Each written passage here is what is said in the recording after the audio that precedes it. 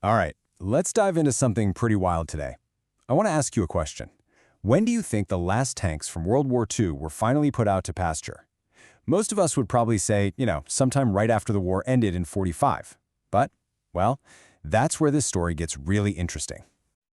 So let's just get right to it. What's the date?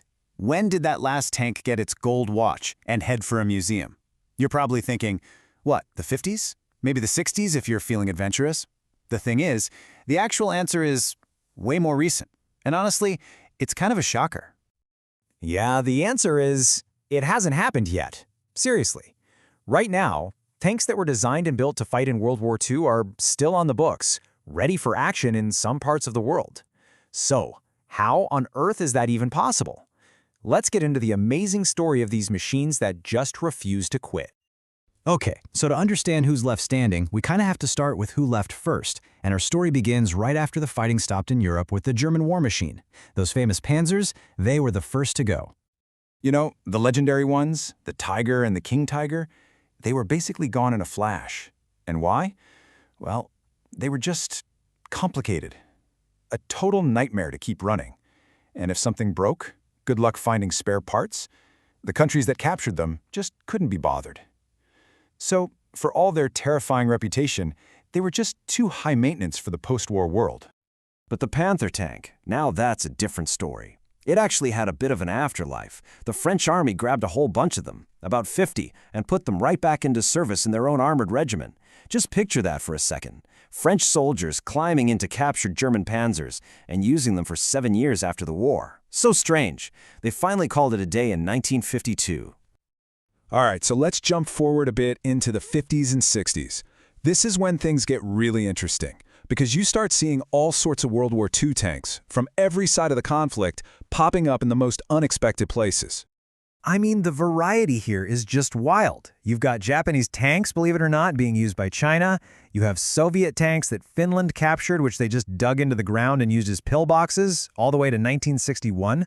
And then there's the American M26 Pershing, which was one of the newest tanks of the war, still chugging along in the Italian army until '63. But here's maybe the weirdest chapter of all for a German tank. The Panzer IV, the backbone of the German army for most of the war? Well, after the war, Czechoslovakia sold a bunch of them to Syria. And get this, they actually saw combat again, fighting against Israeli tanks in the Six-Day War in 1967. Can you imagine that? A 1940s tank fighting in a modern, late 60s jet-age war. It's a total time warp.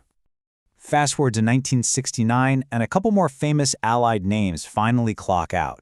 The big, long British Churchill tank, it was still serving as Ireland's main battle tank. And that really weird, tall M3 Lee from the early war, yep, still rumbling around with the Brazilian army. Okay, so serving into the 60s is one thing. But hold on, because we're about to take a massive leap forward in time.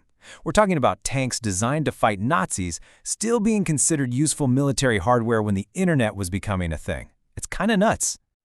Let's talk about the Soviet IS-2 heavy tank. This thing was an absolute beast, a true behemoth designed for one thing, smashing German defenses to pieces on the road to Berlin. And it was so good at its job, so tough with such a massive gun, that the Soviets just kept it. They kept an upgraded version in their strategic reserves for the entire Cold War, just in case. And here's the date that just blows my mind. 1995. 1995. A full half-century after they took Berlin, Russia finally officially retired the last of these World War II heavyweights. I mean, that is just an unbelievable service record. All right, if you thought 1995 was wild, buckle up, because now we're crossing over into the 21st century. I'm talking about tanks that might have landed on the beaches of Normandy, still being on the duty roster in our lifetime. Let's talk about the year 2018, okay? That's not some distant black and white past. That's the year Black Panther was in theaters. It's also the year that a country in South America finally decided to retire two of the most legendary American tanks ever built. That's right. In 2018, the Paraguayan army stood down its last 3 M4 Sherman tanks, plus 10 M3 Stuart light tanks. Just stop and think about that. You've got young soldiers born in the late 90s working on the same exact type of tank that their great-grandfathers might have fought in. It's an incredible link to the past. And the retirement party didn't stop there. The very next year, 2019, Uruguay retired its fleet of M24 Chaffee light tanks. They'd been using them for over 60 years. And then, just a couple of years ago, in 2021, the last British Comet tank, a really zippy, powerful design from the very end of the war, was finally put out to pasture by Myanmar. So that's a lot of goodbyes in just the last few years. The Sherman, the Stuart, the Chaffee, the Comet, they've all finally hung it up. Which brings us right back to where we started. Who's left? What tank from World War II could possibly still be in service today? Well, it turns out there are two, and they couldn't be more different, from opposite sides of the war and doing completely different jobs today. Okay, first up is more of a ceremonial ghost. Way back in 1940, Thailand bought some Japanese Type 95 light tanks. And believe it or not, they still have one. Just one. And they keep it in perfect running condition, all polished up, ready for parades. It's literally a living museum piece. But come on, that's a parade tank. What about a real, honest-to-goodness combat vehicle?